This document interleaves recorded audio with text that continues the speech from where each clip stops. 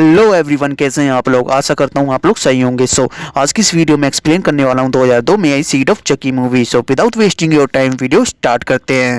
लेकिन video start करने से पहले आप मेरे चैनल को सब्सक्राइब कर लें और बेल आइकन को भी दबा लें ताकि आपको मेरी लेटेस्ट वीडियो मिलती रहे। मूवी की स्टार्टिंग में हम एक फैमिली को देखते हैं और उस फैमिली में एक लड़की होती है जिसका बर्थडे होता है। और जब वो लड़की अपना बर्थडे गिफ्ट खोल रही होती है तभी उसमें उसे एक डॉल मिलती है और उस डॉल का नाम ग्लेन होता है, जो कि दिखने में बहुत ही बदसूरत होती है।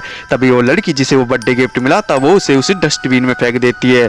तभी वो सब सोने के लिए चले जाते हैं। लेकिन तभी वो डॉल जिसका नाम ग्लेन होता है वो अचानक उस डस्टबिन से बाहर निकल आता है और उसके पास एक चाकू भी होता है जिससे वो एक एक करके सभी फैमिली के सदस्यों को मार देता है। लेकिन जैसे ही सीन चेंज होता है तो हम देखते हैं कि वो डॉल जिसका नाम ग्लेन था वो दरअसल एक सपना देख रहा था और उसने अपने सपने में ही उस फैमिली को मारा था।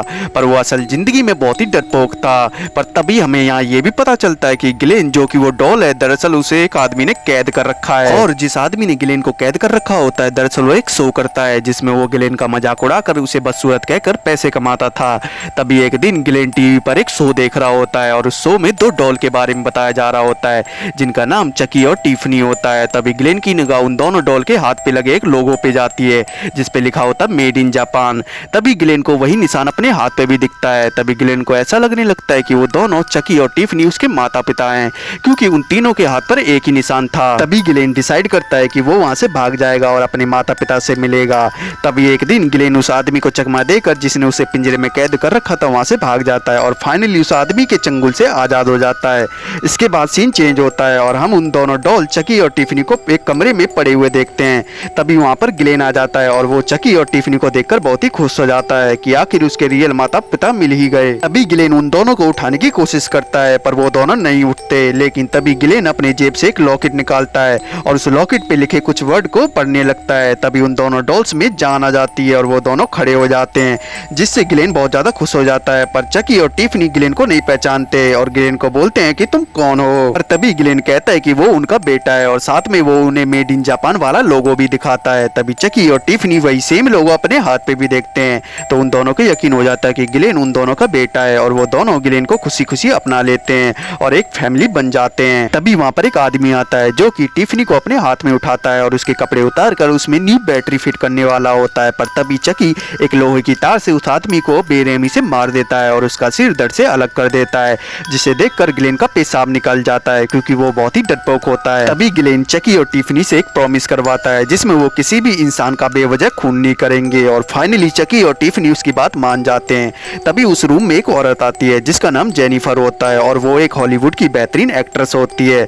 पर वो उस समय फिल्मों में काम के लिए स्ट्रगल कर रही होती है। और साथ में हमें ये भी पता चलता है कि टिफनी जेनिफर की बहुत बड़ी फैन होती है और उसकी डिजायर होती है कि वो भी एक दिन जेनिफर की तरह फेमस होगी। पर तभी हम देखते हैं कि जेनिफर को उस रूम में एक बॉडी मिलती है जिसका सिर चकी ने धड़ से अलग कर दिया था, जिसे देखकर जेनिफर बहुत ही ज्यादा डर जाती है और पुलिस को वहां पर बुला लेती है। और इसके बाद जेनिफर उस जगह से निकलकर अपने घर पे पहुंच जाती है और साथ में ग्लेन चकी और टिफनी भी उसका पीछा करते करते जेनिफर के घर पहुंच जाते हैं। इसके बाद अगले सीन में हम देखते हैं कि जेनिफर एक आदमी के साथ बैठी होती है जिसका नाम रेडमैन होता है। दरअसल रेडमैन एक मूवी डायरेक्टर होता है जो कि एक फेमस मूवी डायरेक्ट कर रहा होता है और जेनिफर अपनी फिल्मी कैरियर में बहुत ही स्ट्रगल कर रही होती है, इसलिए वो रेडमैन की मूवी में काम करना चाहती है। इसलिए जेनिफर ने रेडमैन को अपने घर पे बुलाया था। तभी हम देखते हैं कि टिफनी एक प्लान बना रही होती है और वो ग्लेन और चकी को कहती है कि वो जादू की मदद से जेनिफर और रेडमैन की बॉडी में चले जाएंगे जिससे वो भी एक स्टार वाली जिंदगी जी पाएंगे। तभी ग्लेन बोलता है कि तुम दोनों रेडमैन और जेनिफर की बॉडी में चले जाओगे तो मेरा क्या होगा। तभी टिफनी कहती है कि हम जेनिफर को प्रेग्नेंट कर देंगे और जो जेनिफर का बच्चा होगा उसमें ग्लेन को ट्रांसफर कर देंगे। तभी टिफनी रेडमैन और जेनिफर के पास जाती है और उन दोनों को बड़ी जोर से हिट करती है जिससे रेडमैन और जेनिफर दोनों बेहोश हो जाते हैं। तभी टिफनी चकी के स्पर्म को जेनिफर की बॉडी में डाल देती है ताकि वो प्रेग्नेंट हो सके। तभी अगले दिन जेनिफर और रेडमैन की आंखें खुलती हैं तो वो अपने आप को एक बिस्तर पर देखते हैं पर उन दोनों को पिछली रात के बारे में कुछ याद नहीं आता। तभी जेनिफर को पता चलता है कि वो प्रेग्नेंट है और वो ये बात रेडमैन को बताती है, पर रेडमैन कहता है कि वो मेरी वजह से प्रेग्नेंट नहीं है क्योंकि जब वो बॉलीवुड में आया था तब उसने अपनी नसबंदी करवा वाली थी, जिस वजह से वो कभी बाप नहीं बन सकता। तभी जेनिफर के फोन पर एक कॉल आता है और जेनिफर कॉल पिक करने के लिए दूसरे कमरे में चली जाती है। तभी वहाँ पर टिफनी आ जाती है और रेडमैन पर बड़ी जोर से वार करती है, जिससे रेडमैन की सारी अतड़ियां बाहर आ जाती हैं और वो मर जाता है। और रेडमैन को मारने के साथ वो अपना प्रॉमिस भी तोड़ देती है, जिसमें उसने गिलेन को प्रॉमिस किया था कि वो कभी किसी इंसान को नहीं मारेगी।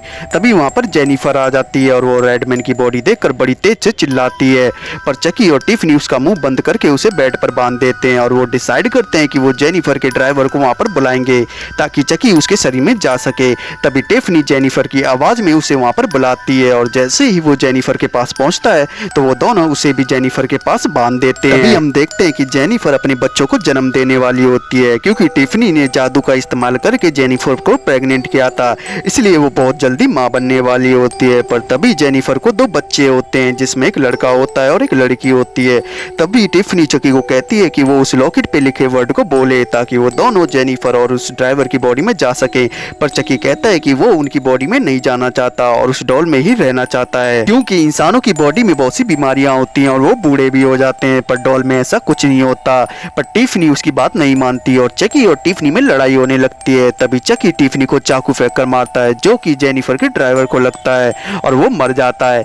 तभी उसी वक्त वहाँ पर पुलिस भी आ जाती है, जो कि जेनिफर को अपने साथ हॉस्पिटल ले जाती है। तभी उस हॉस्पिटल में टिफनी भी आ जाती है और वो जेनिफर की बॉडी में जाने की कोशिश करने लगती है, पर तभी चकी उस पर हमला करता है और टिफनी को कहता है कि वो उसे जेनिफर की बॉडी में नहीं जाने देगा और उसे जान से मारने वाला होता है। पर तभी ग्लेन, जो कि ये सब देख रहा होता है, वो टिफनी को बचाने के लिए चकी पर हमला करता है और चकी को मार देता है। तभी जेनिफर, जो कि ये सब देख रही होती है, वो ग्लेन के पास आती है, उसे गले से लगाती है और कहती है कि तुम अपने पिता चकी की तरह खूनी नहीं हो और सच्चाई और इंसानियत का साथ देते हो। इसके बाद मूवी के क्लाइमेक्स में हम देखते हैं कि 5 साल गुजर गए हैं और जेनिफर के दोनों बच्चे अब बड़े हो चुके हैं और जेनिफर भी एक बड़ी फिल्म स्टार बन चुकी है।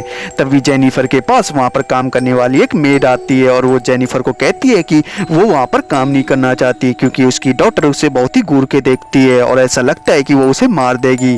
और इतना कहकर वो घर छोड़कर जाने लगती है। तभी जेनिफर उस मेड पर बहुत बुरी तरह हमला करती है और उसे जान से मार देती है।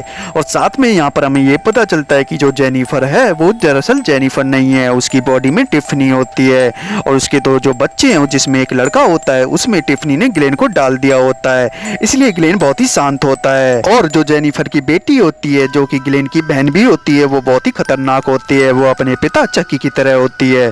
तभी हम देखते हैं कि ग्लेन को एक गिफ्ट आता है और जब ग्लेन उस गिफ्ट को खोलता है तो देखता है कि उसमें चकी का हाथ होता है और वो अचानक से ग्लेन पर हमला कर देता है और उसकी गर्दन को पकड़ लेता है और इसी सीन के साथ ये मूवी खत्म हो जाती है। दोस्तों, इस मूवी की IMDb रेटिंग थी 4.8 और इस मूवी का बजट था $12 मिलियन और इस मूवी ने कमाए थे $24.8 मिलियन।